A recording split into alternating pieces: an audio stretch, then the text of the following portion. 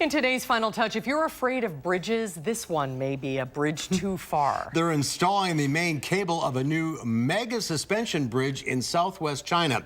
Once the construction's complete, the Sishu River mega suspension bridge will stand almost 800. The ground will span nearly 4,000 feet. The bridge will have two main cables, which are 7,000 feet long and consist of 338 substeel cables.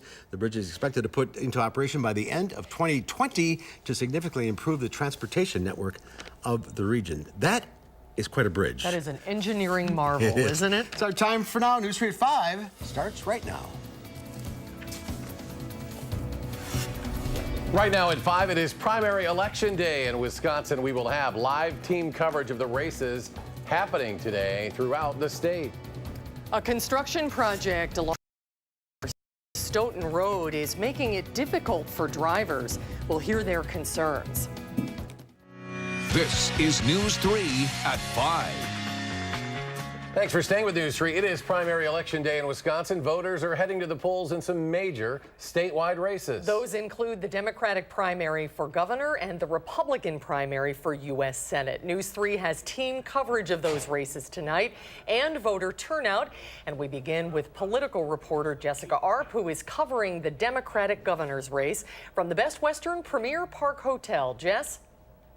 Well, hi there. Yeah, this is the location where the candidate who has been considered the front runner so far in this race, State Superintendent Tony Evers, intends to spend the evening with his supporters. But all along, this race has had a huge field, and the most recent polling showed there were a large percentage of undecided voters in this race. So there, of course, could be some surprises tonight. The Democratic field for governor includes 8 candidates: Wisconsin State Superintendent Tony Evers, as we said, Milwaukee Attorney Matt Flynn, former executive director of the Wisconsin Democracy Campaign Mike McCabe, Wisconsin Firefighters Association President Mahlon Mitchell, attorney Josh Pade, former state representative and business owner Kelda Roys, Madison Mayor Paul Soglin, and State Senator Kathleen Vinehout. 4 of those candidates voted in the Madison area today, including Mitchell, Roys, Evers, and Soglin, all casting ballots this morning and saying they were ultimately excited to see the results tonight. The candidates have tried to stake out different territory here.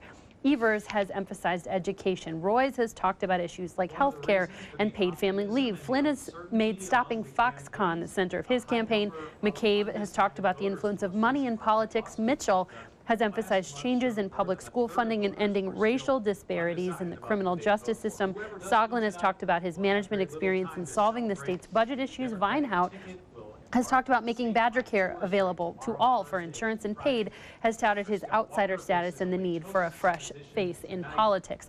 All of this, of course, though, is just a piece of the wide cross-section of issues that these candidates have discussed over the last number of months of campaigning in, as we said, a very large field. But their ultimate goal, of course, is to take on Governor Scott Walker ultimately in November. Governor Walker, for his part, will be in the Waukesha area later this evening with Lieutenant Governor Rebecca Kleefisch and some of his supporters before the polls close. Now, tonight at 6, we'll take a look at some of the geographic issues that are to come in this race and what they may mean as we look forward to tonight and head toward November. All right, political reporter Jess Garb live in downtown Madison. Jess, thanks. Thank you, Jess. Another competitive race tonight is the Republican primary for U.S. Senate. And Kevin Nicholson, Leah Vukmir each believe they would be better suited to take on Democratic U.S. Senator Tammy Baldwin in November. Rose Schmidt live in Pewaukee to tell us where these candidates stand on some issues that matter to you. Rose?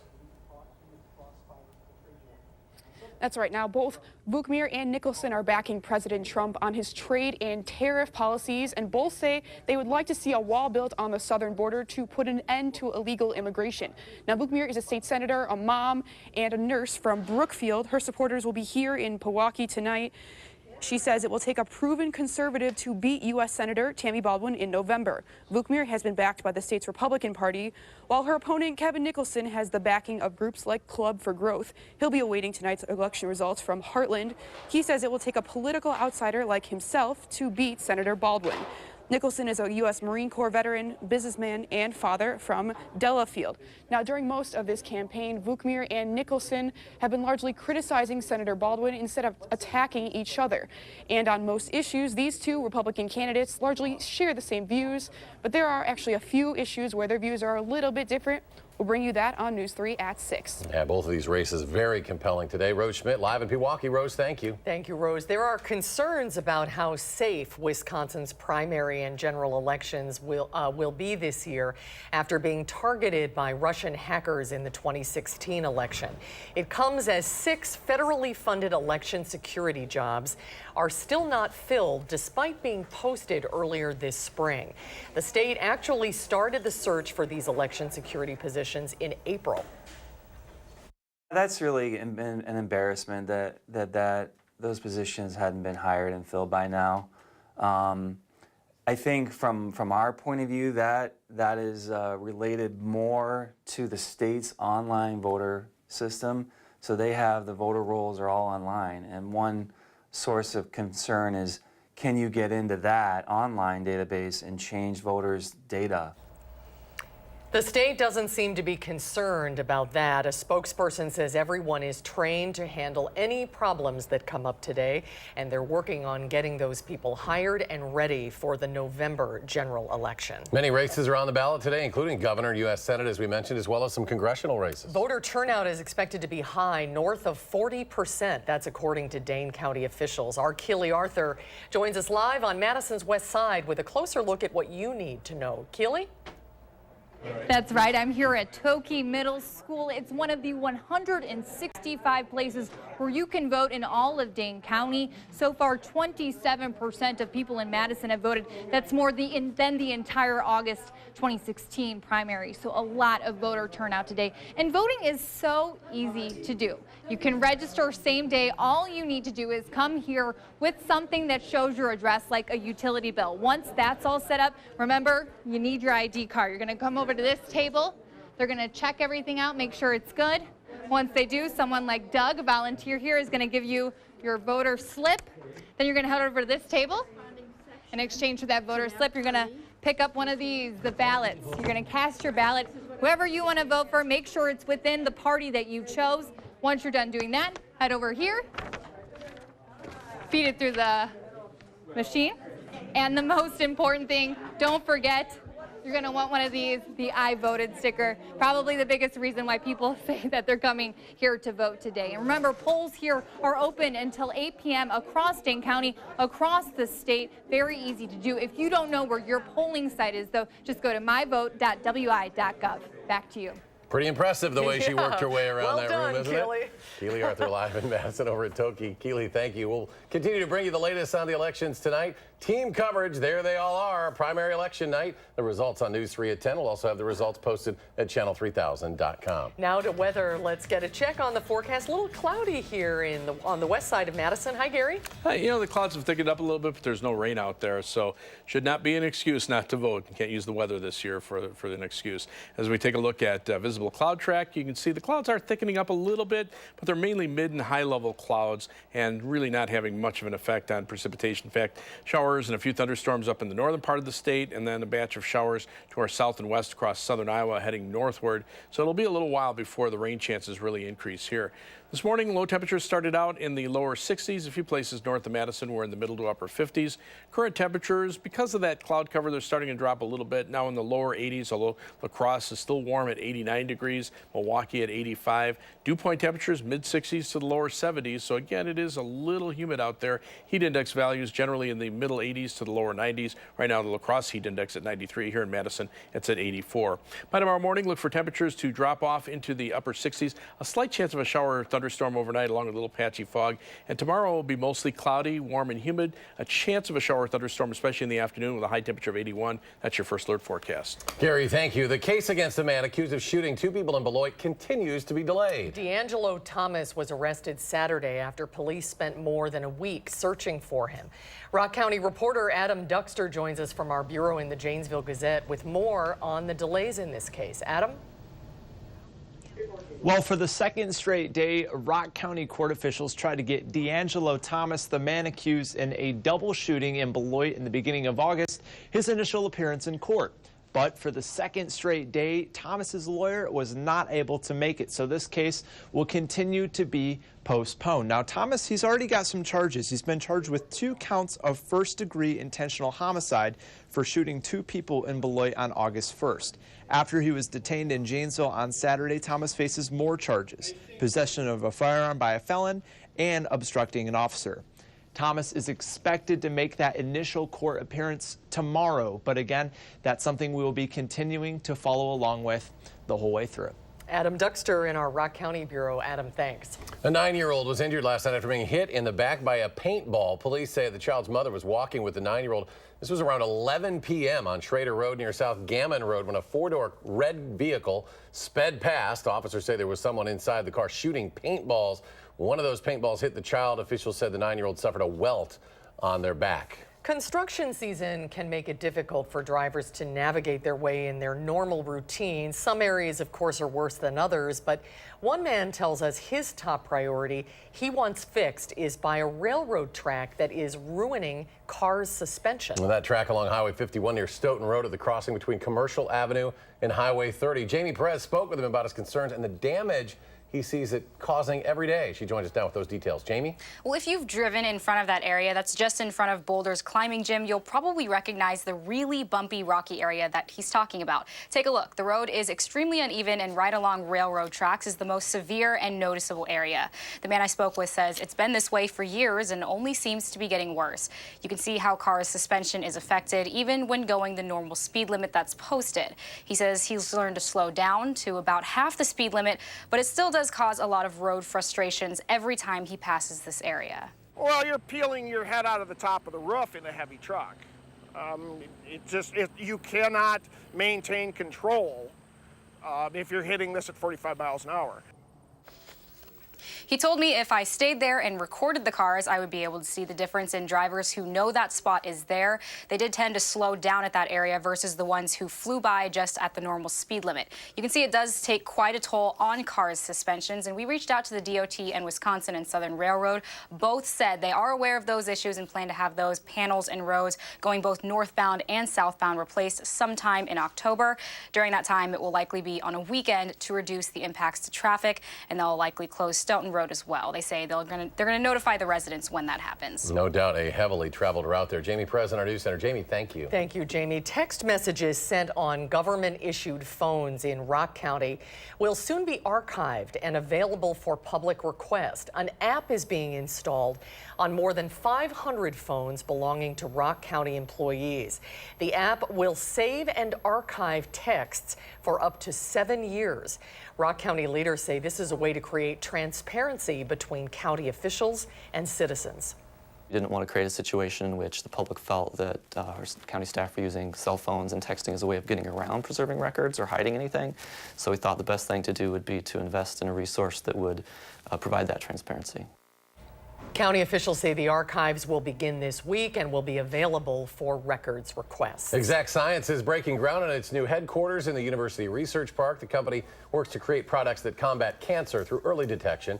The headquarters will bring departments that are currently in separate facilities across Madison, all under one roof. Officials say that cooperation from the Research Park, as well as the city of Madison, among others, has helped them grow. Construction already underway. The project is expected to be complete in 2020. More to come on News 3 at 5. Up next, tensions are rising between the Trump administration and former aide Omarosa Manigault Newman. We'll have the very latest. And the University of Maryland is taking action after one of its football players died during practice. And on Wall Street, stocks bounce back to close higher Tuesday. The Dow up 112 points. The Nasdaq added 51, and the S&P snaps a 3-day losing streak, gaining 18. We'll be right back.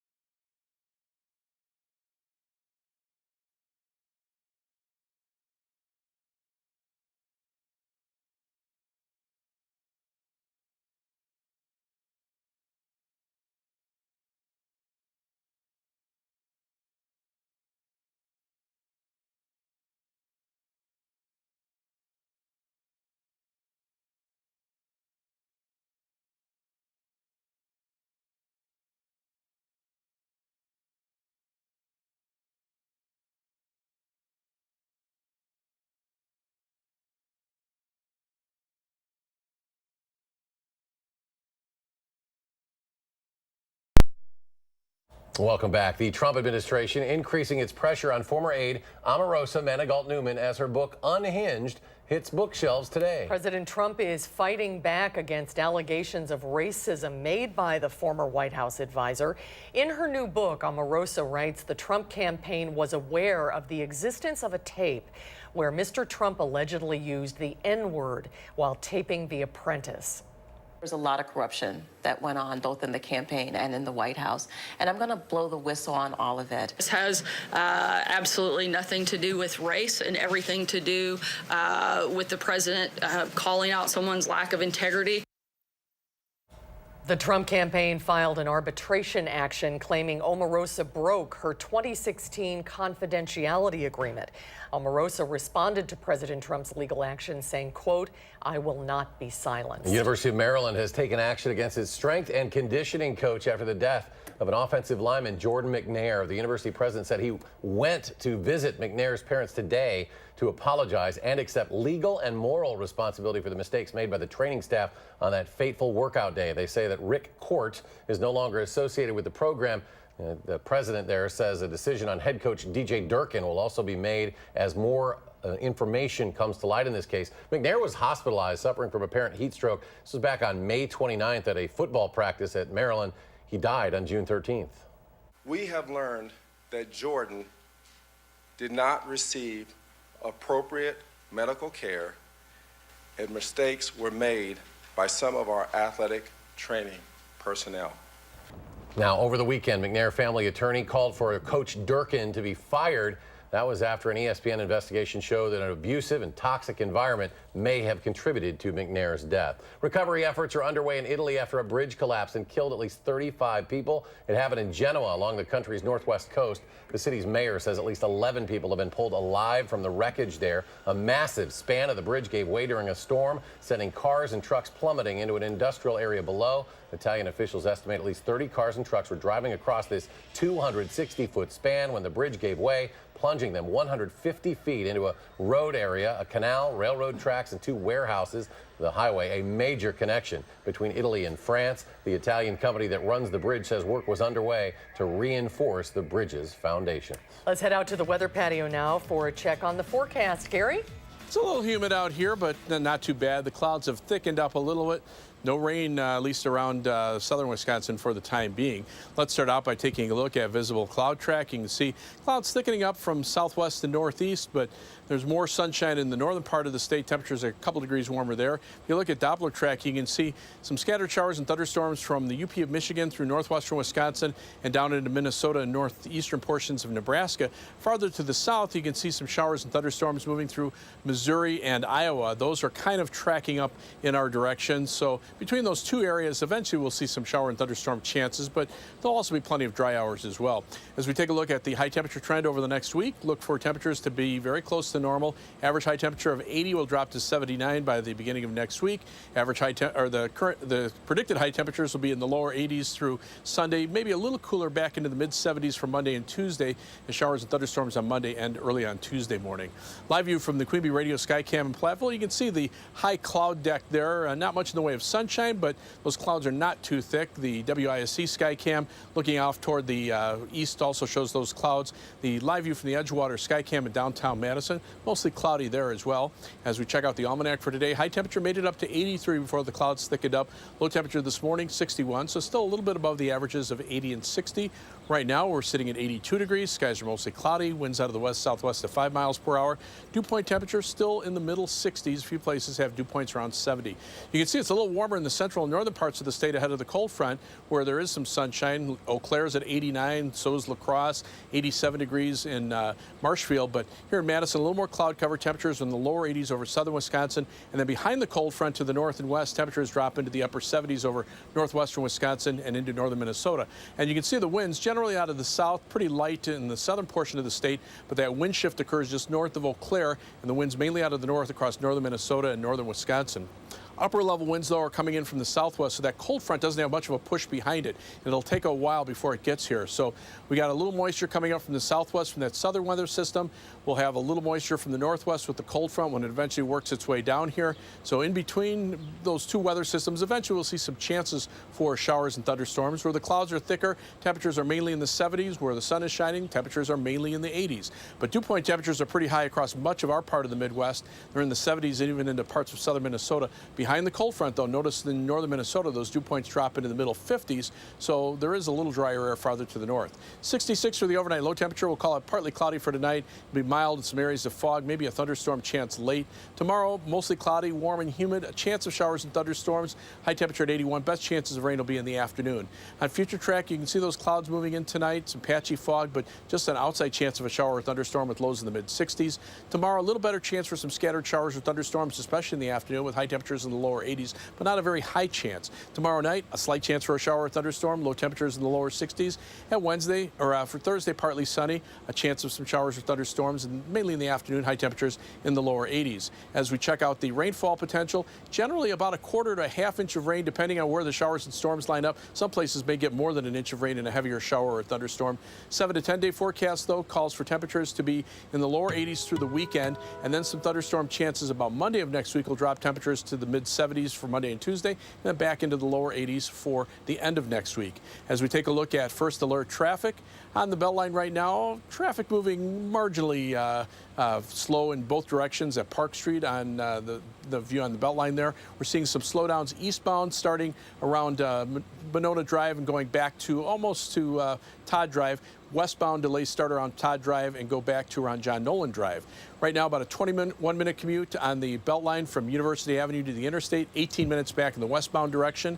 Heading out of Madison, about average times, 28 minutes down to Janesville on I-3990 from the Beltline, 18 minutes out to Sauk City on US 12, and 17 minutes to Sun Prairie on US 151. That's your first alert traffic. All right, thank you, Gary.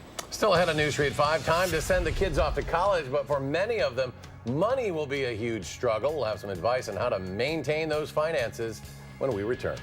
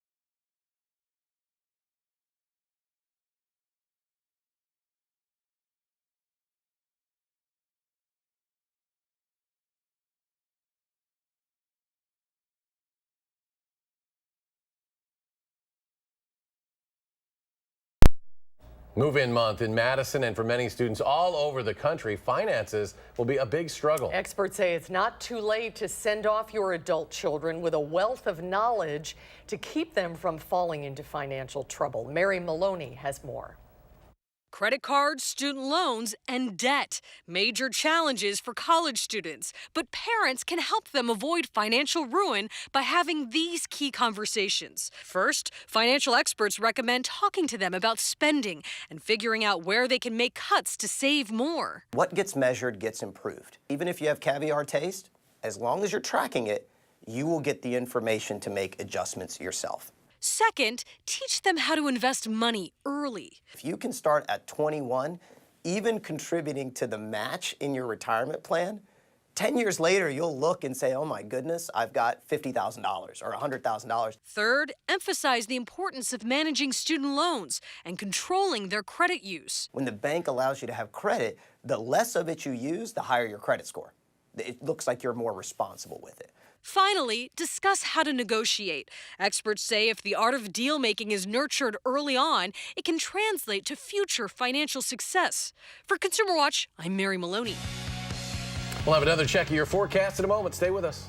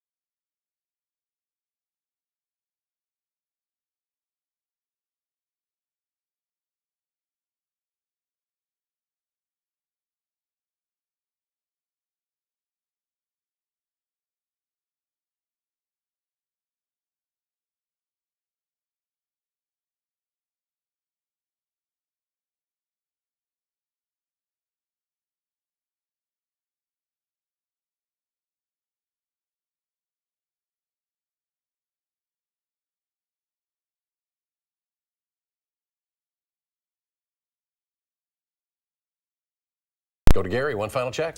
You know, the clouds are moving in, but there's no rain across southern Wisconsin. Take a look at Doppler track. Dry as a bone right now. Temperatures are in the lower 80s. A few places a little warmer, especially to the north where there's a little more sunshine. Dew point temperatures, though, climbing into the upper 60s and low 70s, especially west of Madison. So the heat index values are in the mid 80s to the lower 90s.